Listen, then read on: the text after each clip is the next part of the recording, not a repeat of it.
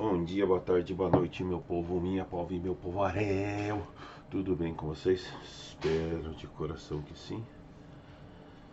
Tá, então, gente, dando continuidade ali à nossa linha ali dos conteúdos, como a gente estava falando nas relações entre os seres vivos, né?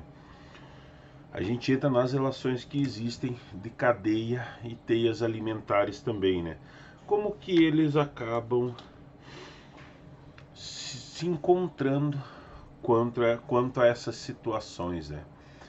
Então, todo e qualquer ecossistema, ele acaba, a gente acaba encontrando esses organismos vivos, né, que estabelecem essas relações de alimentação. E entre eles, a gente começa lá pelo produtor, né, que é aquela planta que realiza fotossíntese, uma lagarta que se alimenta da planta, um pássaro que come a lagarta. Então acabam gerando essas interações, né, que são vistas pelas cadeias e teias alimentares, que são todas essas interações que acabam ocorrendo. Nas cadeias alimentares, as relações que existem entre esses seres vivos de um ecossistema, elas são observadas por meio da análise da cadeia que engloba eles. Então acaba sendo possível observar como os nutrientes, como a energia flui entre os seres vivos, tá? Que acabam vivendo naquela região. Diferente da teia alimentar, a cadeia alimentar ela apresenta um fluxo unidirecional, tá? Ela vai seguir aquela direção lá. As plantas como produtores, a borboleta como um consumidor primário, o sapo como um consumidor secundário e a serpente como um consumidor terciário. Tá? Então ela sempre vai seguir esse fluxo unidirecional. Essa direção apresenta o fluxo de energia, né? E podem ser lidas como servem de alimento para. Então a planta serve de alimento para a borboleta, que serve de alimento para o sapo, que serve de alimento para a serpente. Tá? Tanto a cadeia alimentar como as teias apresentam esses diferentes níveis tróficos, né? Que é aquela separação que a gente tinha comentado, que a gente tem os produtores, né? Que são o primeiro nível trófico a ser analisado em uma cadeia alimentar e também em uma teia alimentar, né? Que são aqueles caras capazes de produzir seu próprio alimento, não necessitando de ingerir outros seres vivos, tá? Realizam através de fotossíntese e quimiossíntese, que são os organismos autótrofos. E os consumidores são todos os outros, né? São aqueles organismos que não são capazes de produzir o seu próprio alimento, sendo, portanto, heterotróficos. Esses consumidores, eles apresentam esses diferentes tipos de classificação. Os que se alimentam dos produtores são chamados de consumidores primários. Os que se alimentam dos consumidores primários são chamados de consumidores secundários. E os que se alimentam daqueles consumidores secundários são chamados de terciários, tá? E assim sucessivamente. A cada nível, energia e matéria são perdidas. Por isso que as cadeias alimentares apresentam poucos níveis tróficos, né? Então, dentro dessa transmissão de energia que ocorre, a gente tem lá os produtores que possuem a maior quantidade de energia, os consumidores primários vão absorver um pouco daquela energia, os consumidores secundários vão absorver um pouquinho daquela energia, os terciários um pouquinho e assim por diante. Você tem isso como colocação dentro dos níveis, né, dessa transição de energia. E por fim a gente tem os decompositores, né, como são organismos heterotróficos, eles não produzem o seu próprio alimento e são sempre representados pelos fungos e pelas bactérias que realizam essa decomposição, né, que é o processo pelo qual é responsável por devolver ao ambiente aqueles nutrientes que precisam ser utilizados pelos seres vivos, tá?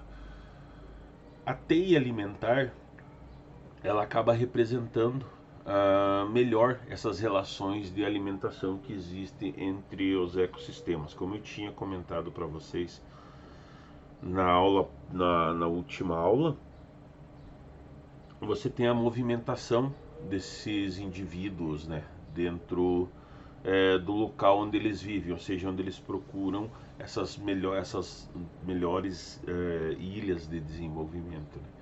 Então ela pode ser de uma maneira mais simples assim, dita como várias cadeias alimentares de um ecossistema, tá?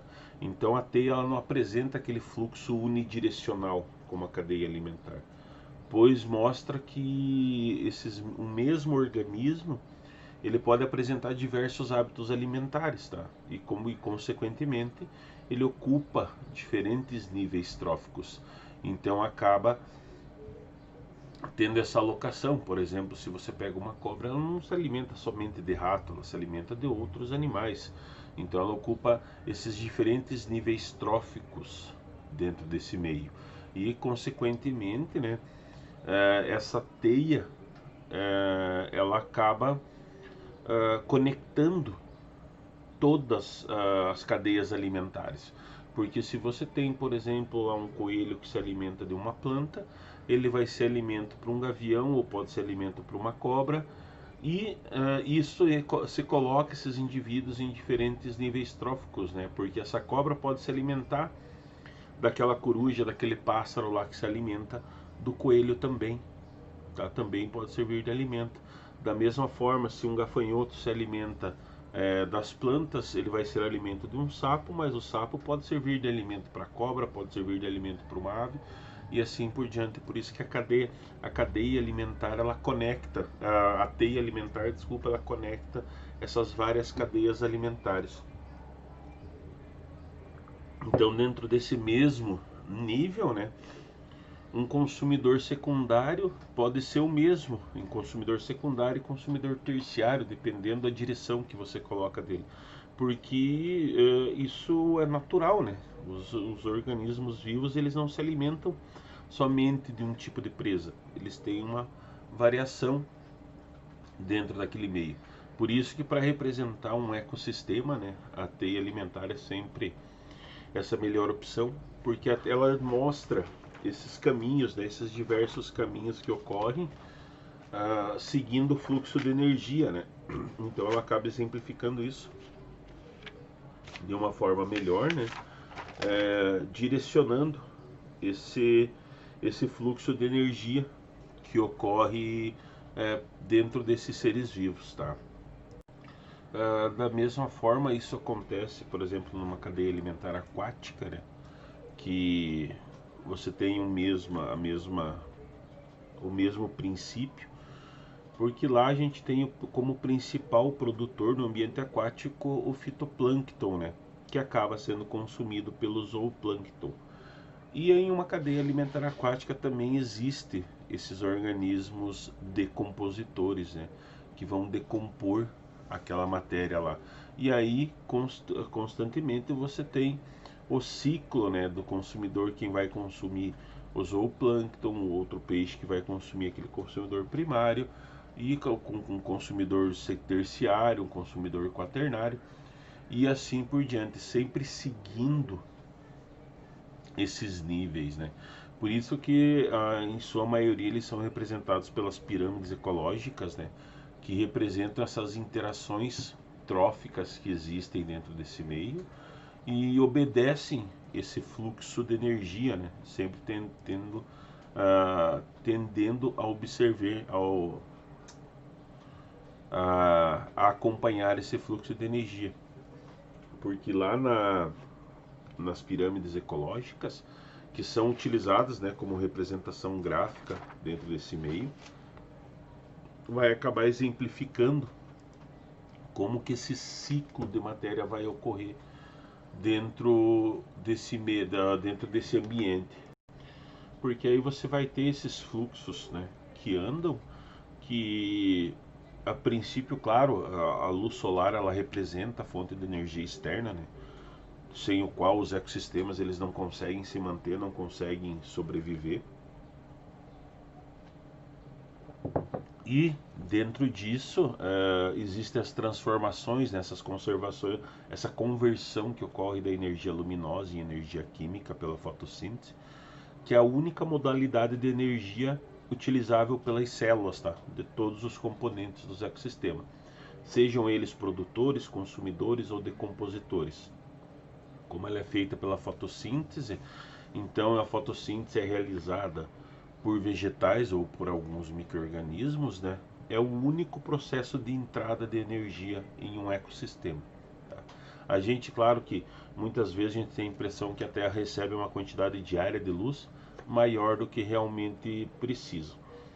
De certa forma, é verdade isso, tá? Porque uma vez que, por maior que seja essa eficiência que ocorre nos ecossistemas, os mesmos conseguem aproveitar apenas uma pequena parte da energia radiante, ela não consegue absorver toda essa parte aí.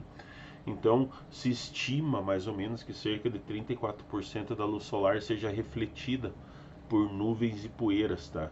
E 19% seria absorvida por nuvens, né, pelo ozônio, o vapor de água, e disso, desse restante, né, 47% chega à superfície da Terra. Boa parte ainda dela é refletida ou é absorvida, né, e transformada em calor, e que acaba sendo responsável pela evaporação da água também, para o aquecimento do solo, que acaba condicionando, né, todas essas formas dos processos atmosféricos. E a fotossíntese utiliza uma pequena parcela disso, de 1 a 2% da energia total que alcança a superfície da Terra, tá? Então, isso daí são valores médios, tá? Depende da localidade também, porque locais na Terra que recebem uma menor intensidade solar, esses valores vão variar também, tá? Então, essas proporções podem variar um pouco, né, de acordo com as diferentes regiões do país ou do planeta. Um aspecto bem importante dentro disso, que é essa transferência de energia que ocorre dentro de um ecossistema, é essa compreensão da primeira lei fundamental da termodinâmica, né, que diz que a energia não pode ser criada nem destruída, e sim pode ser transformada, tá?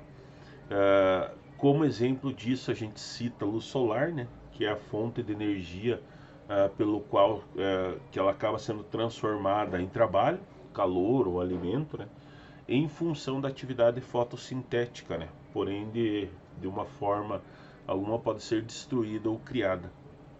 E outro aspecto importante acaba que a quantidade de energia disponível diminui à medida que ela é transferida de um nível trófico para o outro, tá?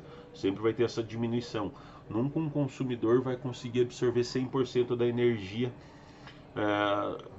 do produtor, ou um consumidor secundário que se alimenta com um consumidor primário vai conseguir absorver 100% daquela energia, porque ela sempre acaba diminuindo, né? Então, por exemplo, o gafanhoto, quando come as folhas da árvore, ele capta aquilo lá, né? Ocorreu aquela transformação da energia química,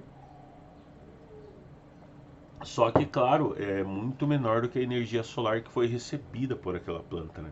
E essa perda nas transferências ocorre sucessivamente até chegar aos decompositores, né?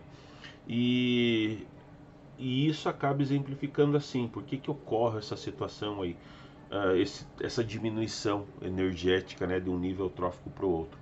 É porque cada organismo precisa de uma parte dessa energia para a manutenção das suas atividades vitais, né? Então, cada organismo vai precisar de uma quantidade de energia para fazer suas atividades diárias, para manter o seu organismo equilibrado, né? Então, para organizar as divisões celulares, seu movimento, sua reprodução, enfim, e isso queima uma parcela daquela energia que ele utilizou inicialmente, tá? E ele queimando uma parcela daquela energia que ele utilizou inicialmente, vai ser repassada menos energia para o próximo nível trófico, tá? Então, isso acaba sendo um pouquinho mais visualizado também quando a gente vê as pirâmides, né, de biomassa e as proporções que são repassadas de um nível trófico para outro, tá? Sempre se nota que à medida que passa de um nível trófico para o seguinte, acaba diminuindo o número de organismos e aumenta-se o tamanho da biomassa, tá? Lembrem, pessoal, qualquer dúvida, qualquer coisinha, Anotem para a gente esclarecer nas aulas ao vivo. Fiquem bem, um grande beijo e até a próxima aula.